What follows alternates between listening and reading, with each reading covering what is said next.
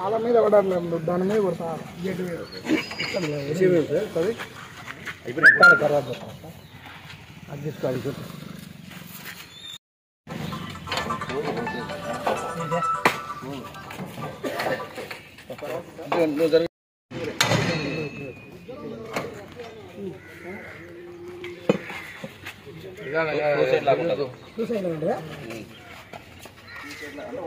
చాలే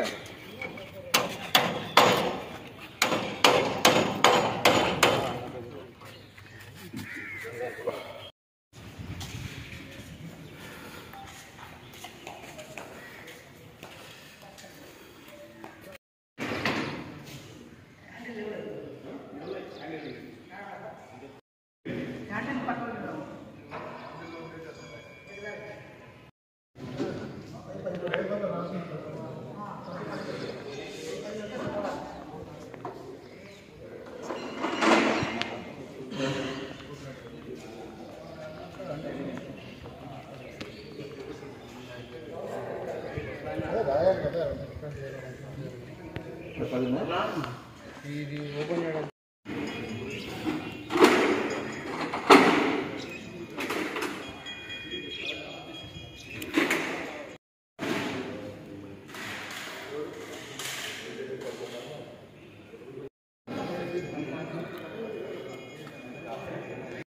చట్టం సెక్షన్ 83 కింద మేము దేవస్థాన స్థలంలో వాళ్ళు నిర్మించి కట్టుకున్నారు కాబట్టి ఉన్నతాధికారుల ఆదేశాల మేరకు మేము అదామంటానికి స్వాధీనం చేసుకుంటాం. ఇక్కడ నేను దీనికి నాకు సంబంధించి మొదట నిర్మించేటప్పుడు మీరు ఎందుకు అబ్జెక్షన్ చేయలేదు? అప్పుడు కళ్యాణ మండపం నిర్మించేటప్పుడు నిర్మించినారు. అప్పుడు దేవాదాయ శాఖలో లేదు. అప్పుడు తర్వాత మళ్ళీ 2019 నుంచి కేసులు జరుగుతున్నాయి. అది వాళ్ళ కేసు విత్డ్రా చేసుకోవడం వల్ల ఉన్నతాధికారులు ఆదేశం ఇచ్చారు. మటకి వాళ్ళ కేసు విత్డ్రా చేసుకోవాలి, కళ్యాణ మండపం 83 ప్రకారం స్వాధీనం చేసుకోమని చెప్పి దాని ప్రకారం అంటే ఇప్పుడు తాళాలు పాల్గొట్టి తీయాల్సిన అవసరం లేదు. ఇప్పుడు తాళాలు పాల్గొట్టి అదేనండి సెక్షన్ 83 ప్రకారం దేవాదాయ శాఖ ఇన్స్ట్రక్షన్స్ ఇచ్చినాయి. ఆక్రమణ మన ఇక్కడ మేము 11 సంవత్సరాలు లీజు పెట్టాము కదా ఇక్కడ. అప్పుడు వచ్చినప్పుడు ఉన్నతాధికారులు వచ్చి చూసి ఇన్స్ట్రక్షన్స్ ఇమ్మీడియట్గా దీన్ని చర్యలు తీసుకోండి అని చెప్పి చెప్పడం వల్ల మేము సాయం చేసుకుంటాం. మంత్రి దేవాదాయ శాఖ మంత్రి గారు ప్రోద్బలంతో తీసుకున్నారు. ఉన్నతాధికారుల ఆదేశం మేరకు సెక్షన్ 83 ప్రకారం కొత్త చట్టం వచ్చింది. ఆ చట్ట ప్రకారం తీసుకుంటాం. అంటే దీన్ని మీరు తర్వాత ప్రజలకు ఉపయోగకరంగా పెడతారా సార్, లేకపోతే దీన్ని లీజుకి ఇస్తాం? లీజుకి ఇచ్చి వ్యవసాయానికి దీనికి ఆదాయం వస్తుంది. ఇస్తాము. షామ్యానాలు, పాత సామాన్లు ఉన్నాయి, అది కూడా లీజు. అంతకుముందు ఉన్న వాళ్ళు డబ్బులు కట్టేవాళ్ళు కదా సార్? లేదు, కట్టే దేవస్థానాన్ని. సార్ గాయత్రి టెంపుల్ మీకు సంబంధం లేదు సార్? మీ సంబంధం లేదు అంటే మీ పరిధిలో లేదు సార్? లేకపోతే మా పరిధిలో లేదు.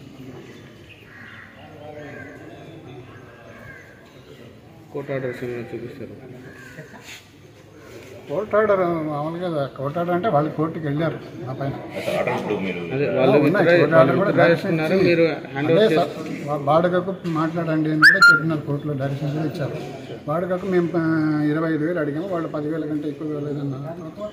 మేము ఇప్పుడు నోటీస్ ఇచ్చి ఫైనల్ నోటీస్ ఇచ్చి స్వాధీనం చేసుకుంటాం. అంటే 25,000 అంటే ప్రజలకు భారం అవుతుంది కదా సార్? అంతకుముందు 7,000కే ఇస్తున్నారు. కాదండి, నెలకు కళ్యాణ మంటపం రెంట్ 25,000 అడిగాము.